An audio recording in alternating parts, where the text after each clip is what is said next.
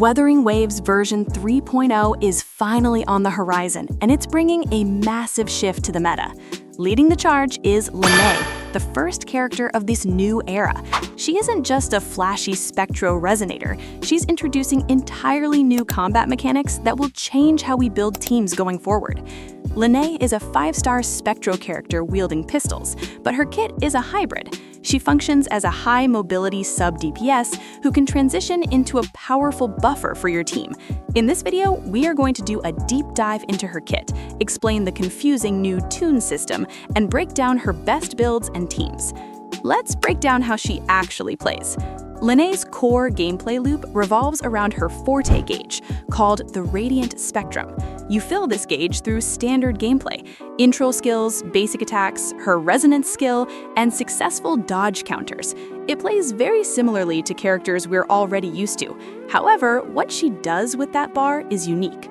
When you hold the normal attack, Lynae enters her enhanced state. This converts her forte points into a speedometer resource called Lumiflow.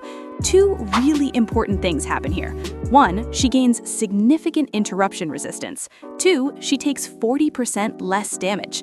This damage reduction is actually huge for endgame content like Tower of Adversity or Hologram Boss, allowing you to greed for damage without getting one-shot. A cool tech with Lynae is that you don't actually need a full forte bar to enter this mode. You can enter it early, and simply moving or skating in this form will passively generate the rest of the Lumiflow you need. This gives her incredible mobility to chase down enemies or reposition. Once your Lumiflow speedometer hits 120, you don't just hold the attack button, you trigger a specific combo sequence. You will execute 3 specific jump attacks.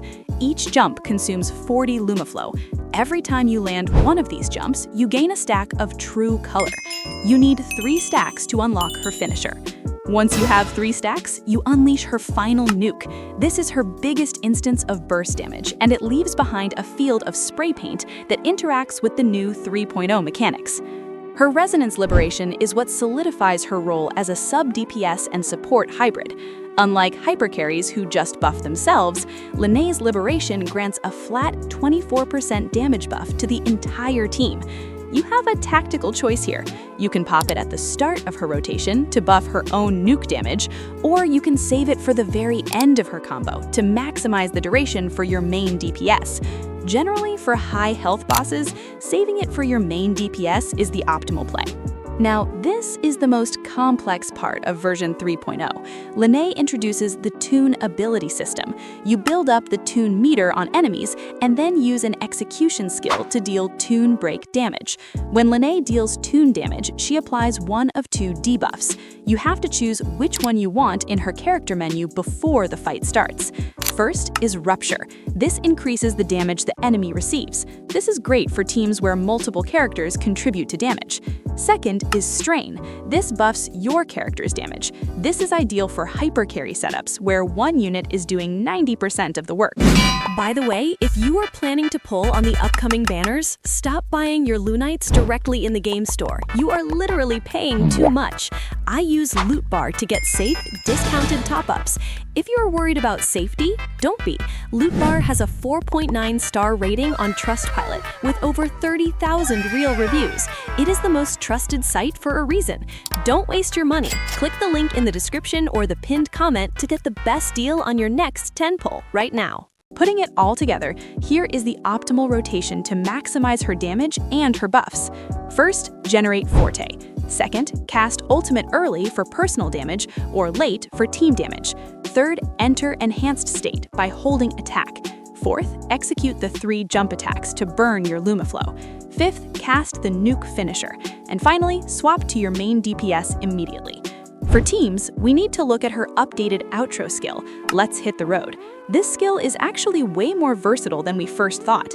It amplifies the next character's all damage by 15% and their resonance liberation damage by 25% for 14 seconds. This dual buff makes her the undisputed best-in-slot partner for Zhongli Yao and Lupa, who get double value from both the general amplification and the massive liberation bonus. Also, do not overlook Chisa. Since her kit heavily utilizes resonance liberation damage, Lynae's buffs allow her to hit significantly harder, making them a surprisingly potent duo. For supports, she pairs perfectly with the new character Morny, as Morny helps build the tune meter faster while keeping the team healthy. If you're sold on her kit, here is how you build her.